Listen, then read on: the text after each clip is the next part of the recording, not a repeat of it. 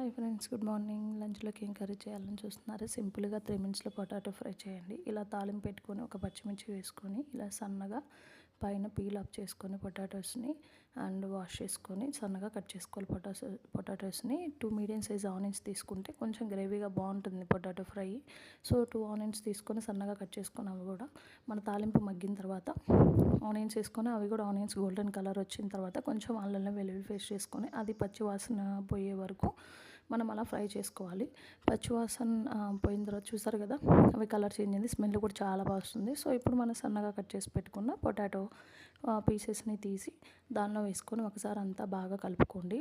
యాక్చువల్గా నేను మిస్ అయింది ఏంటంటే ఆనియన్స్ మగ్గడానికి కొంచెం సాల్ట్, పసుపు వేస్తే త్వరగా మగ్గుతుంది. ఓకేనా, ఇలా పొటాటో వేసుకున్నాక ఒక్క 1 మినిట్ సో అట్లా మూత పెట్టుకుంటే కొంచెం మెత్తగా అయిపోతుంది పొటాటో అనేది, మనకు త్వరగా కూడా ఫ్రై అవుతుంది. సో ఇదేంటంటే ఇది మెమొరీ కాదు, ఇది ఒక ఎమోషన్ నాకు. ఆ వెల్లిపాయ దంచే రోలు లాంటిది.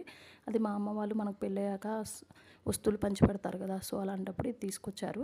ఇలా అప్పటికప్పుడు ఎల్లుల్లి కానీ మిర్చి పికిల్స్ కానీ నూరుకోవడానికి బాగుంటుంది. సో ఇప్పుడు అది ఒక 5-6 ఎల్లుల్లి కొంచెం కారం వేసుకొని కచ్చాపచ్చాగా దంచుకొని దాన్ని పొటాటో ఫ్రై కానీ దొండకాయ ఫ్రై కానీ అలా దేనిలోనే ఫ్రైలోకి వేసుకుంటే చాలా అంటే చాలా బాగుంటుంది టేస్ట్. సో చూసారు కదా, కలర్ కూడా చేంజ్ అయిపోయింది. ఇలా ఒకసారి ట్రై చేయండి ఫ్రెండ్స్ మీరు కూడా. ఫైనల్గా మనం సన్నగా కట్ చేసి పెట్టుకున్న కొత్తిమీర వేసుకొని జస్ట్ అలా ఫ్రై చేసుకుంటే సరిపోతుంది. అంతే, yummy yummy potato fry ready. Super. Thank you so much friends.